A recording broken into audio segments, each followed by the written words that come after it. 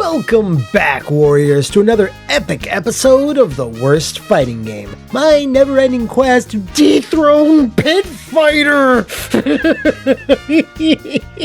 Well, like any Saturday morning villain that's long overstayed their welcome, steps need to be taken to get them out of there and replace them with a fresh face. And we'll hopefully do just that through the magic of tiaras, scepters, and makeup mirrors. Yes, that's right. To help me eliminate the stinky digitized aura of Pit Fighter for the SNES, I've enlisted the power of Mercury, Venus, Jupiter, Mars, and the greatest planet of them all, the Moon, to bring us to a new kingdom of brutally bad button bashers. And whoo boy, does our contender today have a great shot of getting us there. Because while the legendary magical girl manga and anime series Sailor Moon has had a ton of video game adaptations, most of them were either good to completely passable, all except for one, and that is Bishoujo Senshi Sailor Moon SuperS Shinshuyaku Sodatsusen for the Sony PlayStation. And no, don't confuse this one with the Arc System Works classic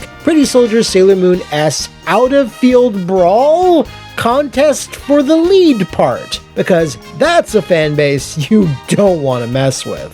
What we do want to mess with, though, is Pit Fighter, because I'm just tired of having to stare at Buzz, Tai, and Kato's cold, unfeeling eyes, so hopefully these pretty soldiers will be able to pluck them right out. But we won't know for sure until we get them in the ring! Now, there's not much to say about the behind-the-scenes development of Bishoujo Senshi Sailor Moon SuperS Shinshuyaku Sodatsusen, other than that's the last time I'm saying the full title. Through my research, it seems that the main publisher behind Sailor Moon games around this time, Angel Studios, was also the developer of this particular trash fire, but they seem to regularly switch fighting game duties between ArcSys, Kid Corp, or Monolith. No, not that Monolith. Or that Monolith, but a short-lived, completely different third company also called Monolith. Now, when you look at the previous 16-bit Sailor Moon fighters, or the rather stunning arcade beat-em-up by Ben Presto, you can't help but be impressed by the visuals, especially the appealing and well-defined sprites. Now, for some reason, perhaps due to a mind-controlling spell enacted by, I don't know, malachite, zoisite, or some other mineral-based miscreant, Angel thought it best to take all that amazing sprite work and dump it into the toilet, and replacing it with what you see on your screen. Yeah, Sailor Moon SuperS seems like it's trying to vie for the title of the worst looking 2D anime fighter ever made, which I assume it'll be locked in an intense battle with DBZ Taiketsu for the rest of time. My only theory here is that since the PlayStation was new, they thought old style graphics would bore the Japanese fans of 1996, so they went with a rendered look, which, as you can see, was absolutely the wrong choice. They tried to make amends for this somewhat with an enhanced version for the Saturn called Sailor Moon SuperS Various Emotion, which tried to implement improvements with an overhauled UI, authentic FMV clips from the show, and completely redrawing Chibi Moon's sprite, which, if it isn't crystal clear, was the right call. And unfortunately, that won't be the only time we gotta talk about Chibi Moon, but yeah, regardless of the version, they play identically, that is to say, terribly, and it was reflected in the reviews. Both Western magazines that covered imports and Japanese outlets themselves didn't mince words on how they felt SuperS was anything but super. Hell, even Famitsu, famous for mincing words, gave it a 20 out of 40, which has to be one of the lowest scores I've ever seen them give. I can tell you that for free. There were even some reports in the 90s that Konami was interested in possibly picking up the rights to publish the game for Europe, and I assume, depending on how that performed, North America as well, since Sailor Moon was airing around that time. But it seems Konami quickly reconsidered this once reviews for the Japanese version hit the presses, and I don't particularly blame them. But now that I've taken sufficient amount of time to point out how bad this subpar Sailor sludge looks like, allow allow me to do so even more.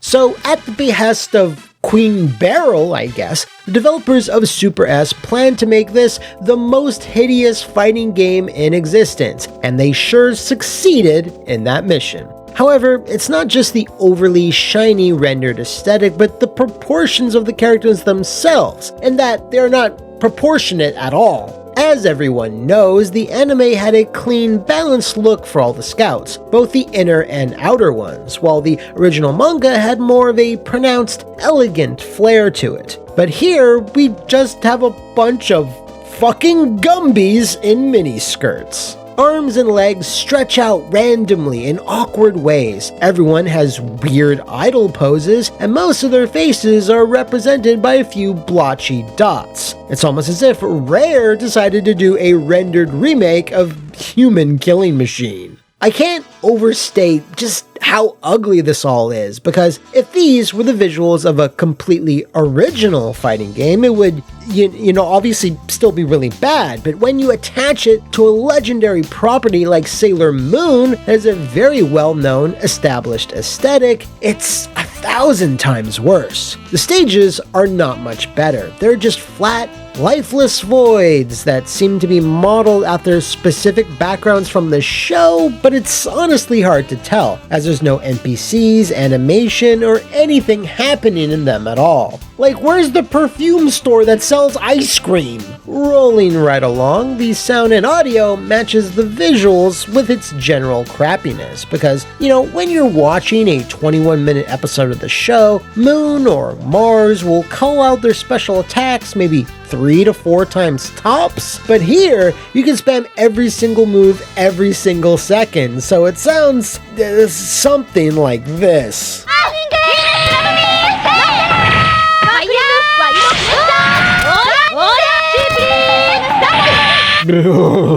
I am not sure if this is a PlayStation issue because this was rushed out the door or an emulation one, but both the music and the announcer constantly cut in and out. Sometimes they literally say the wrong name of who won the match, which I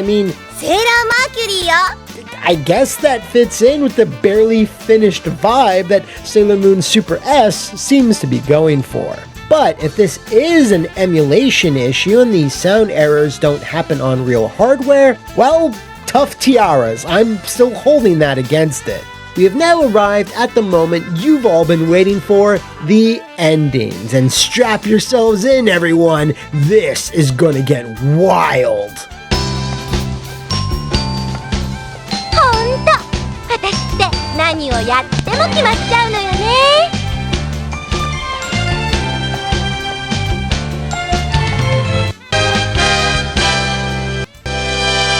Wow, that wasn't worth me playing this shit. This lack of effort with the endings also extends to the opening cutscene, and I say cutscene loosely because it's one of the worst I've ever seen. Now, I'm aware that I, and most of you, can't read this, but you don't need to acknowledge that scrolling portraits and text with no real visuals is next level lazy, especially for a franchise as big as Sailor Moon. So was this the best the PlayStation could do? I mean, I guess so, because then why did the Saturn get a fully voiced animated intro that's exactly like the show? It just proves that Sega does what Sony don't-y. That's the best one I could do. What's probably, though, the most irritating part of everything, even more than the visuals themselves, is how long it takes to get to them. Between loading screens, character introductions, and announcer voice clips, it takes just forever to start a match. Don't believe me? Look at this!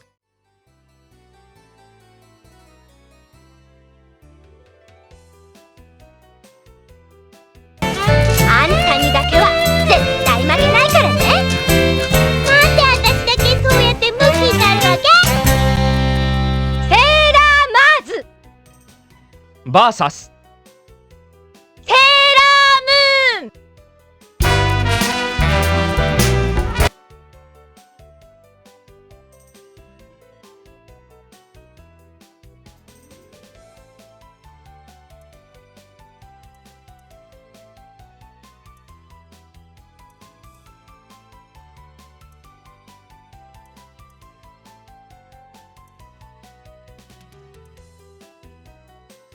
火星に変わって石灰よ。月に変わって足焼きや。Like Serena H. Christ, why does this take so long?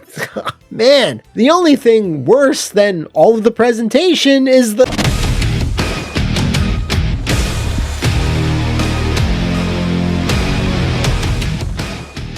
There is not much going on with the moment-to-moment fighting of Sailor Moon's Super S. 4 buttons, a few special moves, 1 super attack, throws, and backdashes. And that's pretty much it.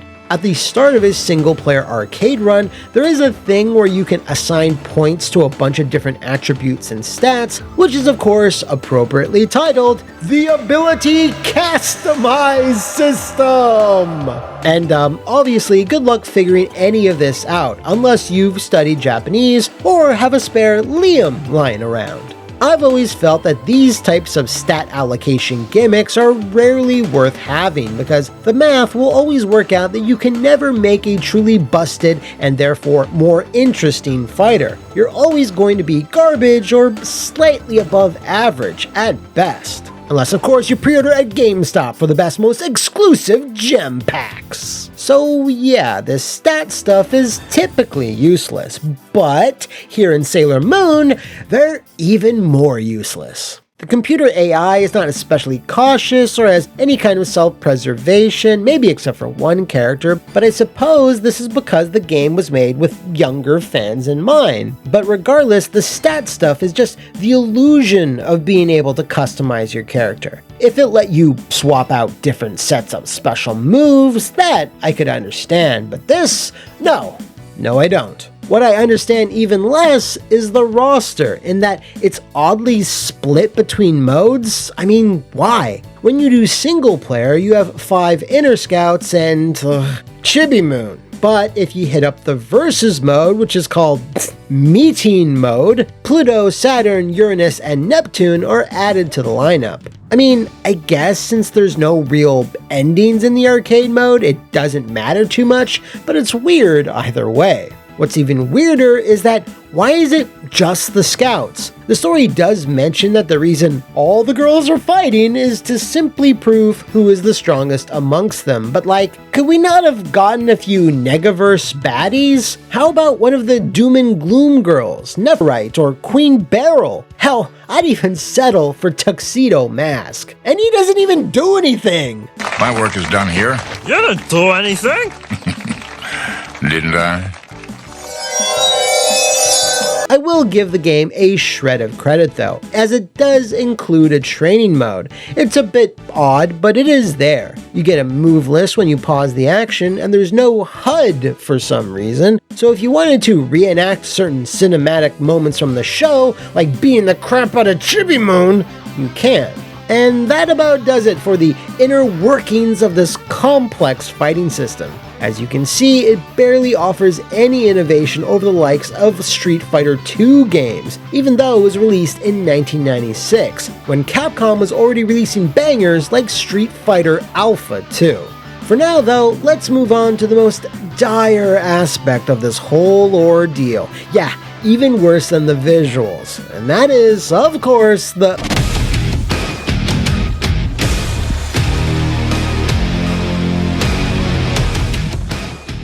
This is one of the slowest, most sludgy fighters I've played in a while, and it's simply because they over-animated pretty much everything. A fireball in Street Fighter II is like, what, 4 unique frames of animation? But here in Sailor Moon's Super Slop, there was no limit. Every special attack is this massive coordinated dance routine that has massive startup, and don't even get me started on the supers. But I'm going to anyway. The screen darkens, the Senshi soldier Sailor Scout in question then starts tuning up the band, they start going into their pose, and bam, they get hit clean out of it. It takes so long for these things to come out, it's rare if they ever hit. And this isn't relegated to just specials or supers either, as this unhinged behavior also extends to the normals. There's so many attacks that are so slow and have all these superfluous movements that the moment-to-moment fighting never stops feeling awkward. It Again, it really reminds me of Slam Dragon, which you should know by now is not a good thing. So essentially, every single time you play this is a bad time. Not sure if I need to go on any further, but you know what? Here's a good as point as any to work in why Chibi Moon has been pissing me off the entire video. And it's because she's the hardest Sailor Scout to beat in the entire game. For reasons that can only be explained by a madman, her AI is specifically programmed to spam this one low sliding kick. And since the control is so delayed and slow, once you get caught up in her rhythm, there's not all that much you can do about it. You're just like stuck in block stun as her threatening aura closes in around you. This was easily the most frustrating part of covering this absolute trash fire, and the only reason I was able to defeat this vile eldritch thing was spamming back with my own low attacks. Complete garbage. You know, I'm done. Let's just cut to the ending. Yeah, stay away from me, Rini! Stay back! I really dislike this one, I'm not going to lie. But I will also not lie again in saying you can play Sailor Moon SuperS and by extension, Various Emotion, and laugh at how bad it is for the first 7 minutes or so. But there are 10 characters overall, which is a decent number, a training mode, some hilarious looking attacks like, no Rini, don't summon that weird horse thing, but everything, and I mean everything else is bottom of the barrel stuff. Terrible visuals, wonky sprites, irritating sound effects, barely any mechanics, and just overall a massive slap in the face to magical girls everywhere. But all that is not bad enough when weighed against Pit Fighter's 3 characters, no modes, no moves, and of course, no options screen. So I'm not gonna beat around the bush here, this is going straight to the dregs. And as of this video, Sailor Moon SuperS is in fact the worst anime-based fighting game I've ever played. So you can now rest a little bit easier, Z-Fighters. And with that, we conclude another, honestly, pretty depressing episode of the worst fighting game. Despite trying their best, the Sailor Scouts were not able to punish evil in the name of the moon. But someone will someday. If you know of any contenders that can possibly do such things against the stinkiness of Pit Fighter SNES, shout them out in the comments below or over in the magical moon kingdom of my social media. Until then, I'll see you next time on the worst fighting game.